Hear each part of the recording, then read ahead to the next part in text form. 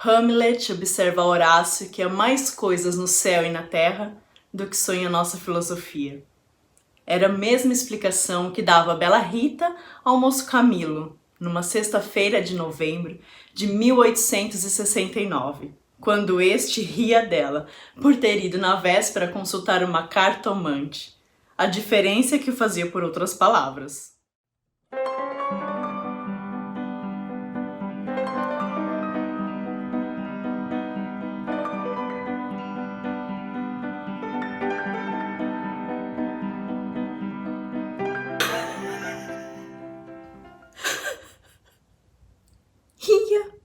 Ria. Os homens são assim, não acreditam em nada. Pois sabe que eu fui e que ela adivinhou o motivo da consulta antes mesmo que eu lhe dissesse o que era. Apenas começou a botar as cartas, disse-me: "A senhora gosta de uma pessoa." Confessei que sim. E então ela continuou a botar as cartas, combinou-as e no fim declarou-me que eu tinha medo que você me esquecesse. Mas que não era verdade. Errou! Interrompeu Camilo rindo.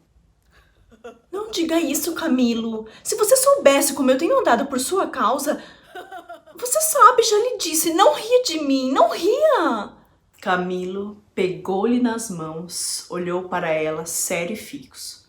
Jurou que lhe queria muito, que os seus sustos pareciam de criança e em todo caso, quando tivesse algum receio, a melhor cartomante era ele mesmo. Depois repreendeu-a. Disse-lhe que era imprudente andar por essas casas. Vilela podia sabê-lo. E depois... Qual saber? Tive muita cautela ao entrar na casa. Onde é a casa? Aqui perto, na rua da Guarda Velha. Não passava ninguém nessa ocasião. Descansa, não sou maluca. Camilo riu outra vez. Tu crês deveras nessas coisas? Foi então que ela, sem saber que traduzia Hamlet em vulgar, disse-lhe que havia muita coisa misteriosa e verdadeira neste mundo. Se ele não acreditava, paciência, mas o certo é que a cartomante adivinhara tudo. Que mais? A prova é que ela agora estava tranquila e satisfeita. Cuido que ele ia falar, mas reprimiu-se. Não queria arrancar-lhe as ilusões. Também ele, em criança e ainda depois, foi supersticioso. Teve um arsenal inteiro de crendices que a mãe lhe incutiu e que aos 20 anos desapareceram. No dia em que deixou cair toda essa vegetação parasita e ficou só o tronco da religião, ele, como tivesse recebido da mãe ambos os ensinos, envolveu-os na mesma dúvida e logo depois em uma só negação total. Camilo não acreditava em nada. Por quê? Não poderia dizê-lo. Não possuía um só argumento, limitava-se a negar tudo. E digo mal, porque negar é ainda afirmar, e ele não formulava a incredulidade. Diante do mistério, contentou-se em levantar os ombros e foi andando.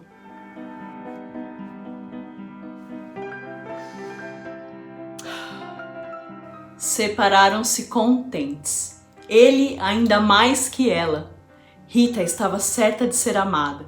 Camilo não só o estava, mas via-a estremecer e arriscar-se por ele, correr às cartomantes e por mais que a repreendesse, não podia deixar de sentir-se lisonjeado. A casa do encontro era na antiga Rua dos Barbonos, onde morava uma comprovinciana de Rita. Ela desceu pela Rua das Mangueiras, na direção do Botafogo, onde residia.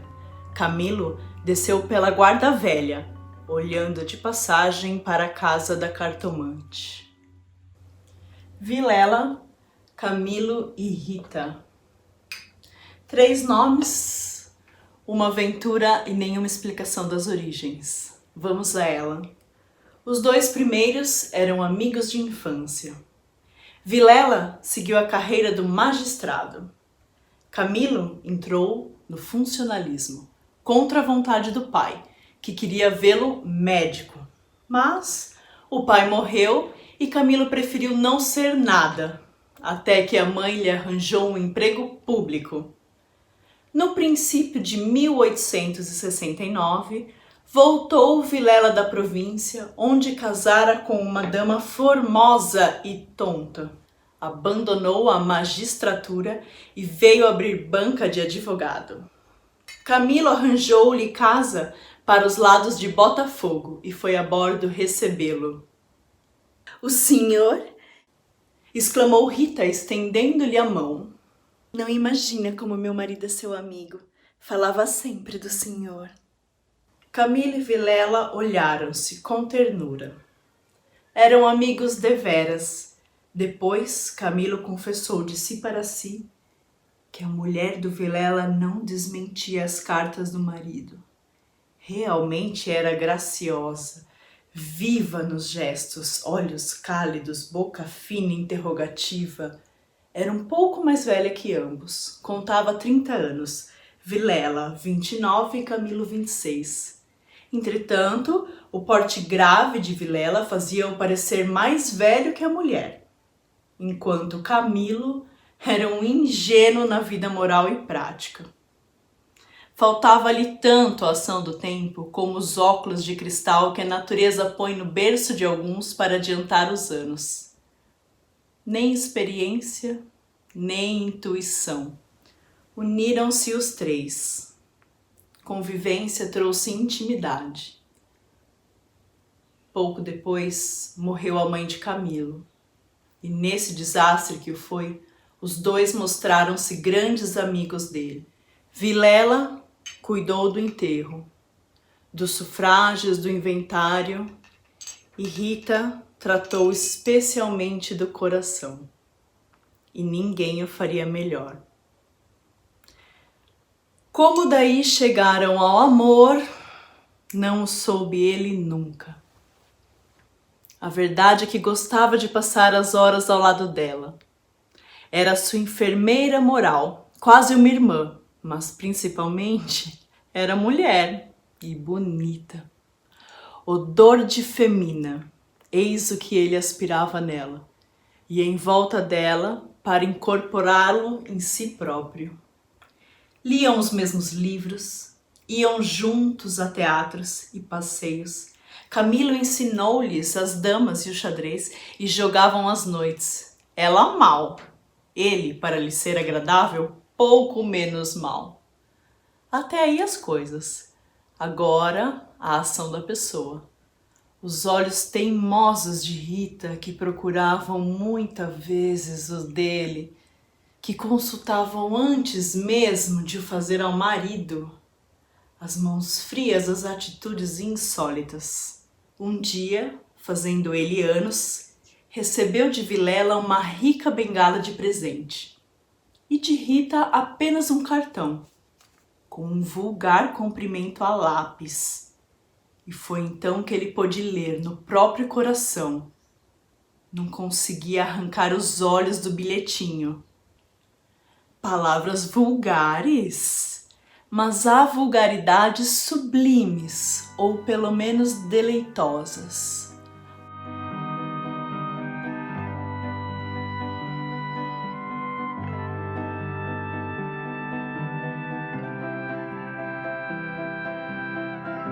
Velha caleça de praça, em que pela primeira vez passeaste com a mulher amada, fechadinhos ambos, vale o carro de Apolo.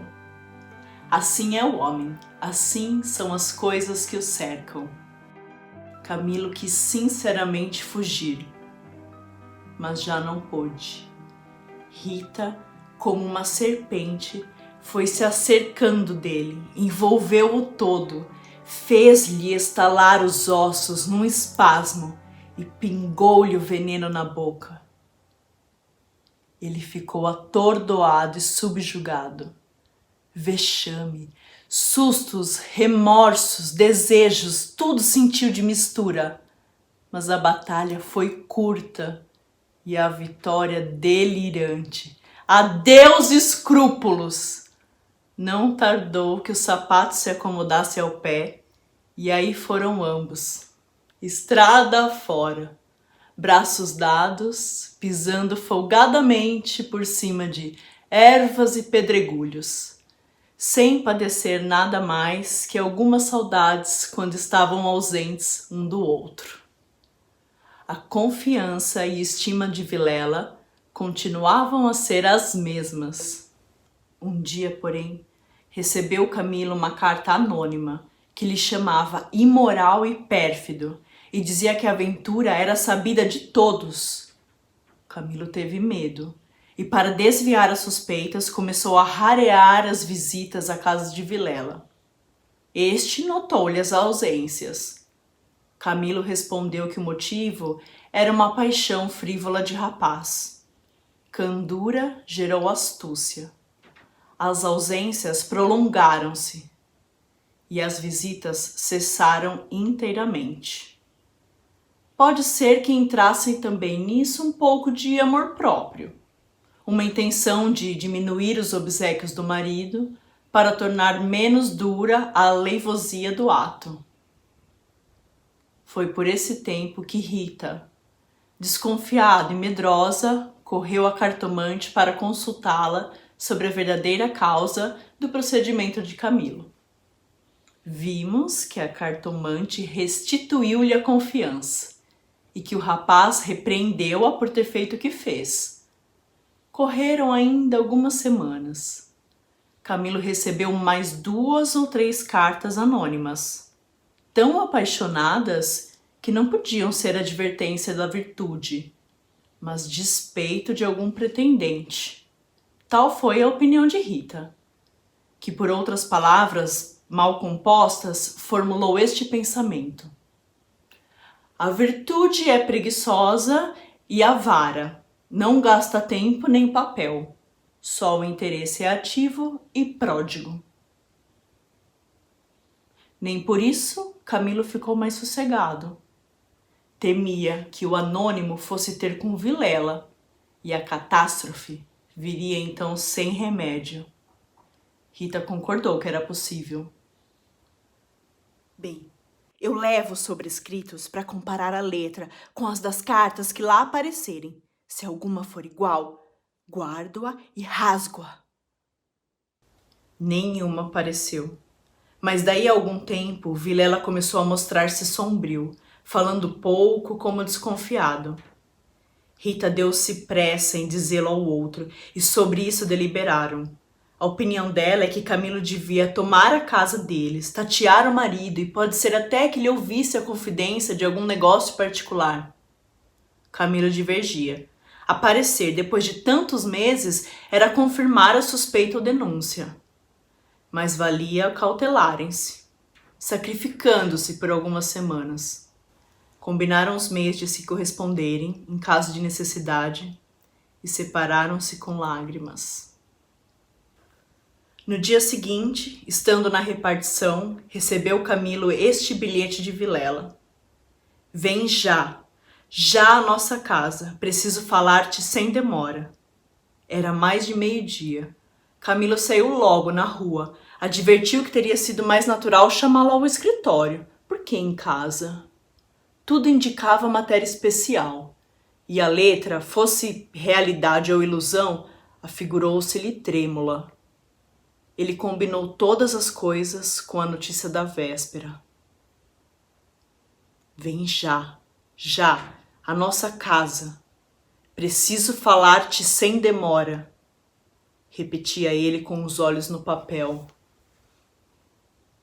Imaginariamente viu a ponta da orelha de um drama. Rita subjugada e lacrimosa, Vilela indignado, pegando da pena e escrevendo o bilhete, certo de que ele acudiria e esperando-o para matá-lo. Camilo estremeceu, tinha medo, depois sorriu amarelo e, em todo caso, repugnava-lhe a ideia de recuar e foi andando. De caminho, lembrou-se de ir à casa. Podia achar algum recado de Rita que lhe explicasse tudo. Não achou nada, nem ninguém. Voltou à rua e a ideia de estarem descobertos parecia-lhe cada vez mais verossímil. Era natural uma denúncia anônima. até da própria pessoa que o ameaçara antes. Podia ser que Vilela conhecesse agora tudo. A mesma suspensão das suas visitas sem motivo aparente, apenas com um pretexto fútil, viria confirmar o resto. Camilo ia andando, inquieto e nervoso. Não relia o bilhete, mas as palavras estavam decoradas. Diante dos olhos, fixas, ou então, o que era ainda pior, eram-lhe murmuradas ao ouvido com a própria voz de Vilela. Vem já, já à nossa casa. Preciso falar-te sem demora. Ditas assim, pela voz do outro, tinha um tom de mistério e ameaça. Vem já, já. Pra quê? Era perto de 1h da tarde. A comoção crescia de minuto a minuto. Tanto imaginou o que se iria passar que chegou a crê-lo e vê-lo. Positivamente tinha medo. Entrou a cogitar em ir armado, considerando que se nada houvesse, nada perdia, e a precaução era útil. Logo depois rejeitava a ideia, vexado de si mesmo, e seguia, picando o passo, na direção do Largo da Carioca, para entrar num tílburi. Chegou, entrou, mandou seguir a trote largo. Quanto antes melhor, não posso estar assim. Mas o mesmo trote do cavalo veio agravar-lhe a comoção. O tempo voava e ele não tardaria a entestar com o perigo. Quase no fim da Rua da Velha Guarda, o tílburi teve de parar. A rua estava atravancada com uma carroça que caíra. Camilo, em si mesmo, estimou o obstáculo e esperou. No fim de 5 minutos, reparou que ao lado, à esquerda, ao pé do tílburi, ficava a casa da cartomante, a quem Rita consultara uma vez e nunca lhe desejou tanto crer na lição das cartas. Olhou, viu as janelas fechadas, quando todas as outras estavam abertas e pejadas de curiosas do incidente da rua. Dir-se-ia a morada do indiferente destino. Camilo reclinou-se no tílburi para não ver nada. A agitação dele era grande, extraordinária, e do fundo das camadas morais emergiam alguns fantasmas de outro tempo, as velhas crenças, as superstições antigas. O cocheiro propôs-lhe voltar à primeira travessa e ir por outro caminho. Ele respondeu que não, que esperasse, e inclinava-se para fitar a casa. Depois fez um gesto incrédulo. Era a ideia de ouvir a cartomante, que lhe passava ao longe, muito longe, com vastas asas cinzentas. Desapareceu. Reapareceu e tornou a esvair-se no cérebro. Mas daí a pouco, moveu outra vez as asas, mais perto, fazendo uns giros concêntricos. Na rua, gritavam os homens, safando a carroça. Anda! Agora! Empurra! Vá! Daí a pouco estaria removido o obstáculo. Camilo fechava os olhos, pensava em outras coisas, mas a voz do marido sussurrava-lhe às orelhas e as palavras da carta. Vem! Já! Já! E ele via as contorções do drama e tremia. A casa olhava para ele. As pernas queriam descer e entrar. Camilo achou-se diante de um longo véu opaco. Pensou rapidamente no inexplicável de tantas coisas. A voz da mãe repetia-lhe uma porção de casos extraordinários. E a mesma frase do príncipe de Dinamarca reboava-lhe de dentro. Há mais coisas no céu e na terra do que sonha a filosofia. Que perdia ele se... Deu por si na calçada, ao pé da porta. Disse ao cocheiro que esperasse e rápido enfiou pelo corredor e subiu a escada. A luz era pouca. Os degraus comidos dos pés, o corrimão pegajoso, mas ele não viu nem sentiu nada. Trepou e bateu. Não aparecendo ninguém, teve ideia de descer, mas era tarde. A curiosidade fustigava-lhe o sangue. As fontes latejavam-lhe. Ele tornou a bater 1, 2, 3 pancadas. veio uma mulher. Era a cartomante. Camilo disse que ia consultá-la. Ela fê-lo entrar. Dali subiram ao sótão, por uma escada ainda pior que a primeira e mais escura. Em cima havia uma salinha, mal alumiada por uma janela, que dava para o telhado dos fundos. Velhos trastes, paredes sombrias, um ar de pobreza, que antes aumentava do que destruía o prestígio. A cartomante fê-lo sentar diante da mesa e sentou-se do lado oposto, com as costas para a janela, de maneira que a pouca luz de fora batia em cheio no rosto de Camilo.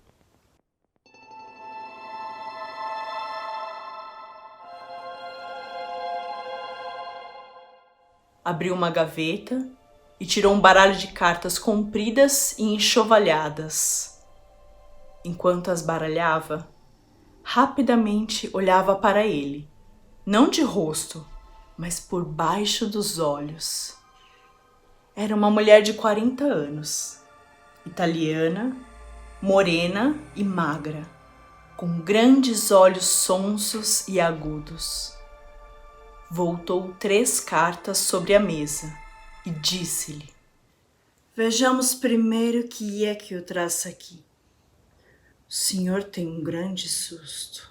Camilo, maravilhado, fez um gesto afirmativo. E quer saber se lhe acontecerá alguma coisa ou não? A mim e a ela. A cartomante não sorriu. Disse-lhe só que esperasse. Rápido, pegou outra vez das cartas e baralhou-as. Com os longos dedos finos de unhas descuradas, baralhou-as bem. Transpôs os maços 1, 2, 3 vezes. Depois começou a estendê-las. Camilo tinha os olhos nela, curioso e ansioso.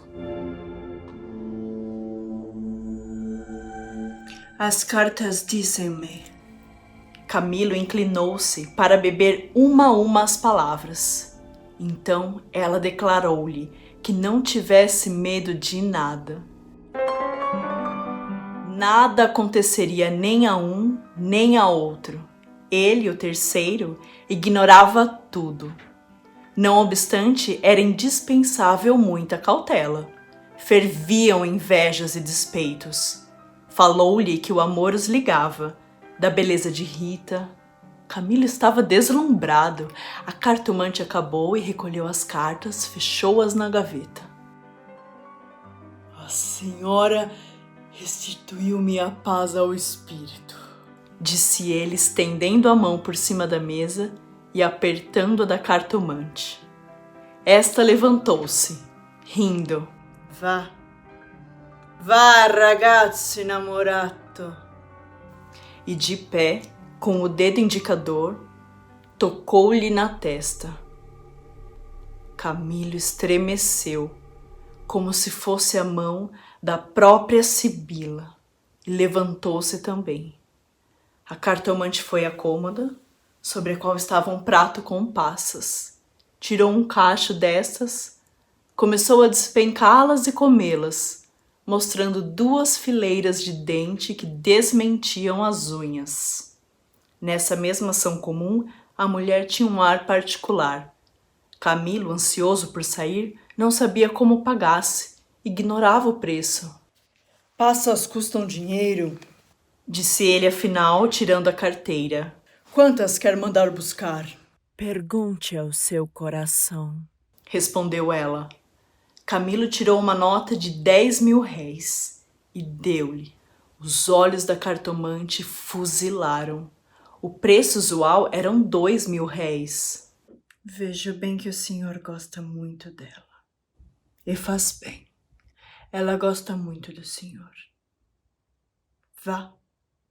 Vá tranquilo. Olhe a escada. É escura.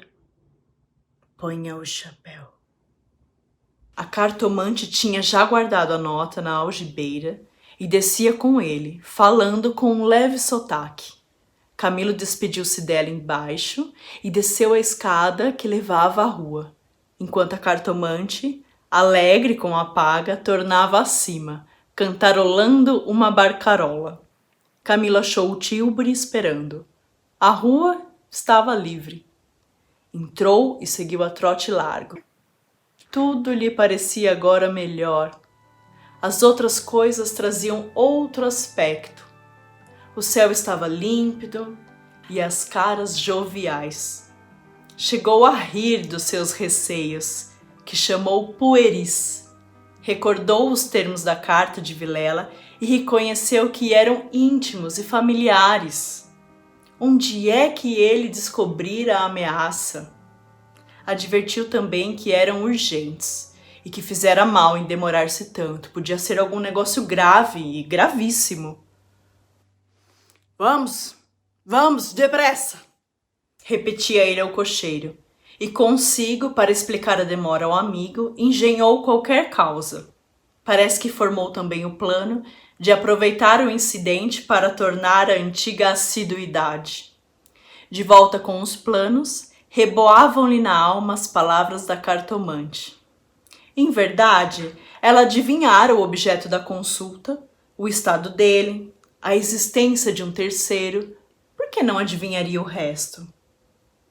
O presente que se ignora vale o futuro.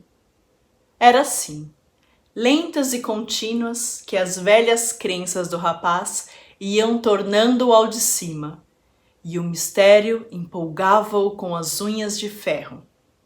Às vezes queria rir, e ria de si mesmo, algo vexado, mas a mulher, as cartas, as palavras secas e afirmativas, a extorsão. Vá, ragazzo innamorato. E no fim, ao longe, a barcarola da despedida, lenta e graciosa, tais eram os elementos recentes que formavam com os antigos uma fé nova e vivaz. A verdade é que o coração ia alegre e impaciente, pensando nas horas felizes de outrora e nas que haviam de vir. Ao passar pela glória, Camilo olhou para o mar, estendeu os olhos para fora, até onde a água e o céu dão um abraço infinito, e teve assim uma sensação de futuro, longo, longo, interminável. Daí a pouco, chegou à casa de Vilela. Apeou-se, empurrou a porta de ferro do jardim e entrou. A casa estava silenciosa. Subiu os 6 degraus de pedra e mal teve tempo de bater, a porta abriu-se e apareceu-lhe Vilela. Desculpe, eu não pude vir mais cedo. O que há? Vilela não lhe respondeu. Tinha as feições decompostas. Fez-lhe sinal e foram para uma saleta interior. Entrando, Camilo não pôde sufocar um grito de terror. Ao fundo, sobre o canapé, estava Rita, morta e ensanguentada.